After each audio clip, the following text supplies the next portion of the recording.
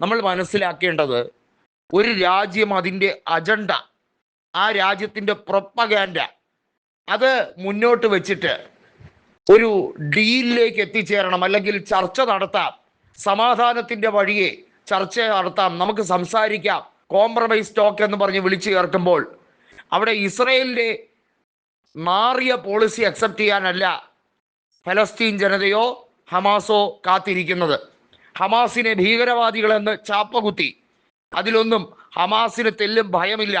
ഹമാസിനെ ഉന്മൂലനം ചെയ്യാൻ വേണ്ടി അമേരിക്കയെ കൂട്ടുപിടിച്ച് ഇസ്രയേൽ ആവുന്നത്ര ശ്രമങ്ങൾ നടത്തി നോക്കി. ഹിസ്ബുള്ളയെയും ഹമാസിനെയും അതുപോലെ തന്നെ യമനിലെ ഹൂതി വിമതരെയും എല്ലാം തകർത്തെറിയാമെന്ന് വിചാരിച്ചു. അതിനുവേണ്ടി അറബ് രാജ്യങ്ങളെ വരെ കൂട്ടുപിടിക്കാൻ ശ്രമിച്ചു. എന്നാൽ ഇറാൻ എന്ന ശക്തമായി നിൽക്കുന്ന, ഒറ്റയ്ക്ക് പോരാടുന്ന രാജ്യത്തിൻ്റെ ആ ഒരു ചങ്കുറപ്പുണ്ടല്ലോ, അതാണ് പ്രോക്സി ഗ്രൂപ്പുകൾക്ക് ഇത്രയെങ്കിലും പ്രചോദനം നൽകിയത്.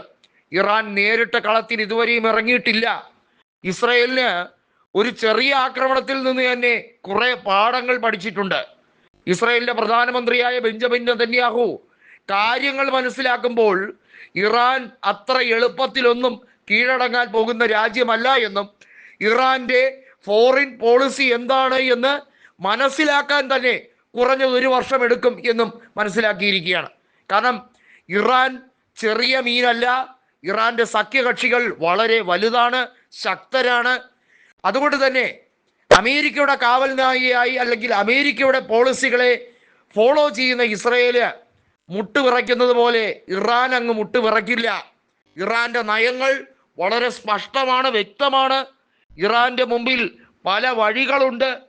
പല രീതിയിൽ ഇറാനെ ആക്രമിക്കാൻ, ഇറാൻ ആണവ പദ്ധതികളിൽ വിജയിക്കരുത് എന്ന് സമ്പൂർണമായി ആഗ്രഹിക്കുന്ന അമേരിക്കയ്ക്കും അതുപോലെ തന്നെ ഇസ്രയേലിനും പണി കൊടുക്കാൻ മറ്റ് രാജ്യങ്ങൾ കൂടി ഇറങ്ങിയിരിക്കുന്നു.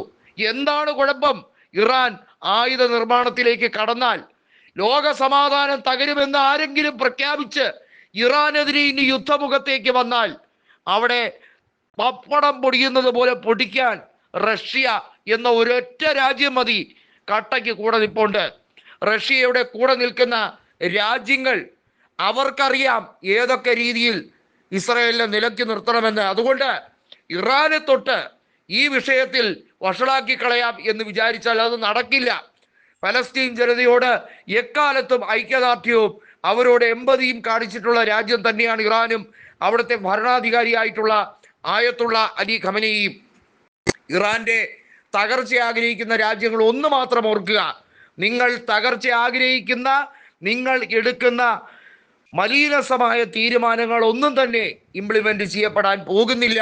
കാരണം അത്രയും ശക്തരായി കഴിഞ്ഞിരിക്കുന്നു.